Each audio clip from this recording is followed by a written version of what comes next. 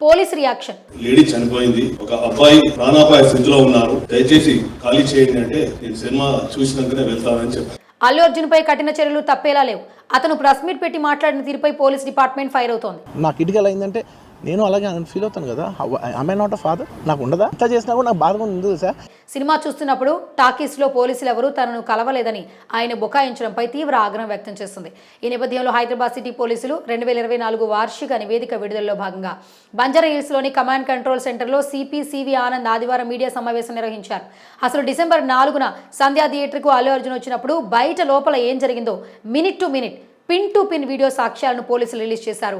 Permission లేకున్నా Allu Arjun and co Sandhya థియేటర్కు వచ్చారని, ర్యాలీ తీశారని, దాని ఫలితంగానే తొక్కిసలాట జరిగి ఒక మహిళ నిండు ప్రాణం పోయిందని తెలిపారు.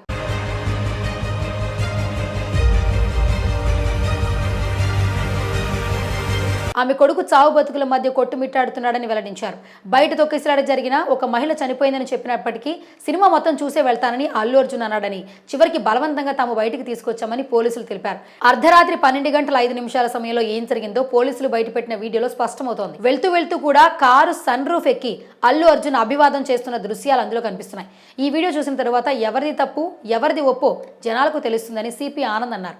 అరెస్ట్ చేస్తామని హెచ్చరిస్తే తప్ప థియేటర్ నుంచి అల్లు అర్జున్ అండ్ కో బయటికి రాలేదని తెలిపారు. లేడీ చనిపోయింది, ఒక అబ్బాయి ప్రాణాపాయ స్థితిలో ఉన్నారు, దయచేసి ఖాళీ చేయండి అంటే నేను సినిమా చూసినాకనే వెళ్తానని చెప్పాను. తొక్కిసలాట ఎలా జరిగిందో CV Anand power point presentation ఇచ్చారు. భార్య పిల్లలు సహా కుటుంబ సభ్యులతో అల్లు అర్జున్ వచ్చిన సంగతి వివరించారు. వీరంతా రాకముందు థియేటర్ పరిసర ప్రాంతాలు ఎలా ఉన్నాయి, వచ్చిన తర్వాత ఎలాంటి పరిస్థితులు నెలకొన్నాయో తెలిపారు.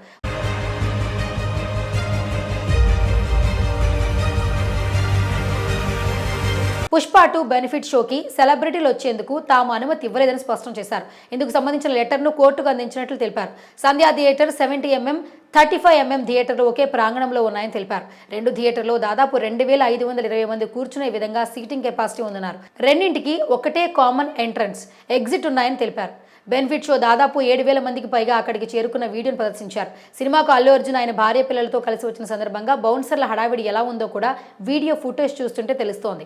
అనంతరం చిక్కడపల్లి ఏసీపీ రమేష్, ఇన్స్పెక్టర్ రాజు నాయక్ డిసెంబర్ 6న జరిగిన ఘటన గురించి పూర్తి వివరాలు వెల్లడించారు. అల్లు అర్జున్ థియేటర్కు రాకముందే వేల సంఖ్యలో అభిమానులు వచ్చారు. అల్లు అర్జున్ కానీ ఇతర సెలబ్రిటీలు కానీ రావడానికి మేము ఎలాంటి అనుమతులు ఇవ్వలేదు. అభిమానులు పెద్ద సంఖ్యలో రావడంతో భారీగా బందోబస్తు ఏర్పాటు చేశాం.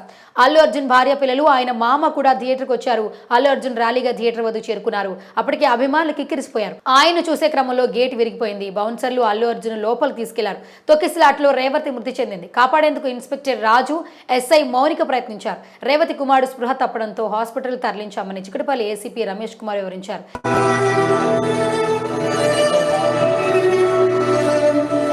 ఇక రేవతి మృతి చెందిన విషయం చెప్పేందుకు నేను థియేటర్ లోపలికి వెళ్ళా. అల్లు అర్జున్కు విషయం చెప్పేందుకు ప్రయత్నించా. థియేటర్ బయట పరిస్థితి బాగోలేదని చెప్పడానికి వెళ్ళా. కానీ అక్కడ ఉన్న అల్లు అర్జున్ మేనేజర్ సంతోష్ అనుమతించలేదు. విషయం ఏంటో చెప్పు, నేను చెప్తానని అన్నాడు. అప్పటికే 10 నిమిషాలు గడిచింది. థియేటర్ బయట ఉద్రిక్త పరిస్థితి నెలకొంది. మా డీసీపీ సార్ అక్కడికి వచ్చారు. అల్లు అర్జున్ వెళ్ళకపోతే అరెస్ట్ చేస్తామన్నారు. అయినప్పటికీ సినిమా చూసి వెళ్తానని అల్లు అర్జున్ చెప్పాడు. బలవంతంగా ఆయన బయటికి తీసుకొచ్చామని ఏసీపీ రమేష్ స్పష్టం చేశాడు.